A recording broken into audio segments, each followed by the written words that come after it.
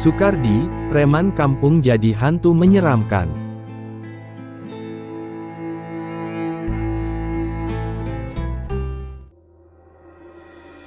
Dua hari yang lalu, aku mudik ke Yogyakarta karena rindu dengan suasana kampung halaman.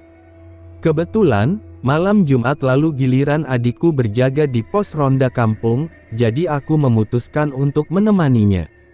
Setelah ngobrol ngalor ngidul bersama beberapa orang, yakni Pak Gio, Kelik, Sutris, adikku, dan aku sendiri, obrolan kami mengarah ke cerita-cerita seram, termasuk pengalaman-pengalamanku ketika masih remaja.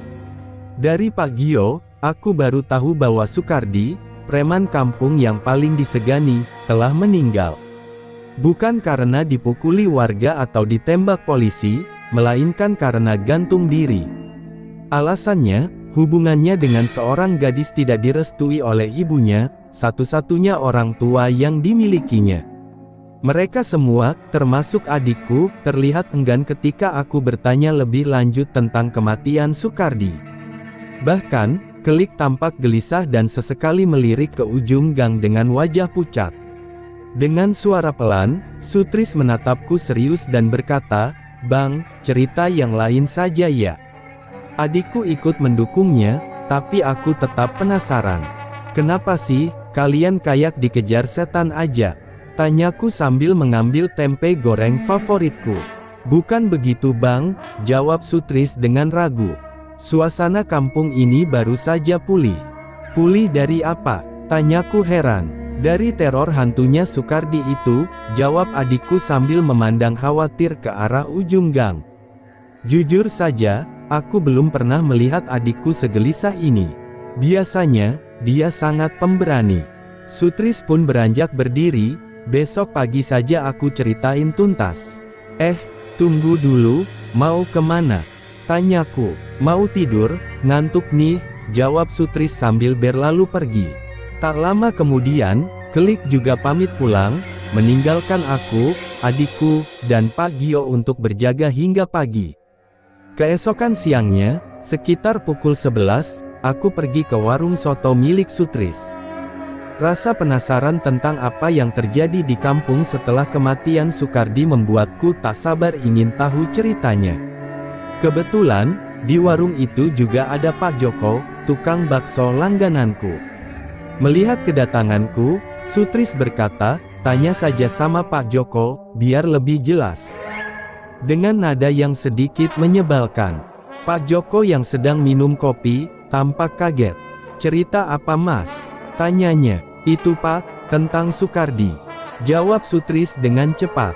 Pak Joko tersenyum kecut. "Wah, yang lain saja Mas Heri. Saya masih trauma," katanya.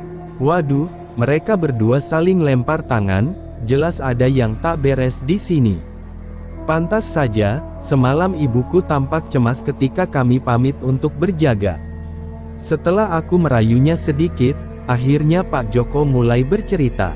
"Sudah sebulan lebih saya libur jualan bakso mas, karena saya sibuk di Gunung Kidul untuk panen. Jadi, saya tidak tahu perkembangan terbaru di kampung ini," katanya sambil menghisap rokok kreteknya. "Malam itu hujan deras sejak pagi hingga sore belum juga reda. Tidak seperti biasanya, sampai pukul 21.30, belum ada satupun bakso yang terjual. Aku sudah berpikir akan pulang dengan tangan hampa.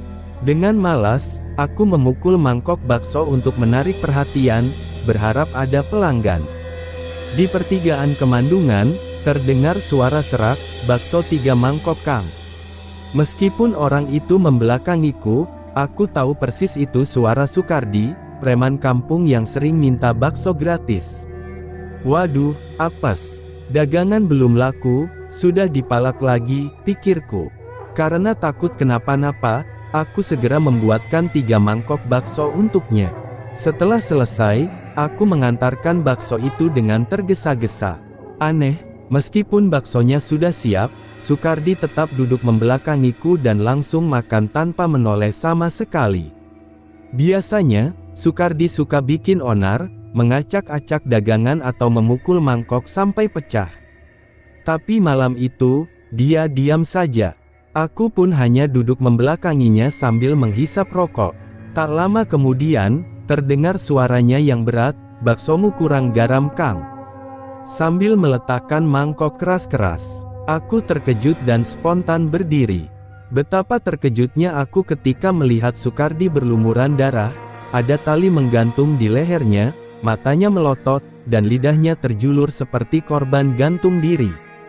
Seketika, pandanganku gelap. Saat aku sadar, aku sudah terbaring di pos ronda, dikelilingi oleh Mas Sutris dan teman-teman.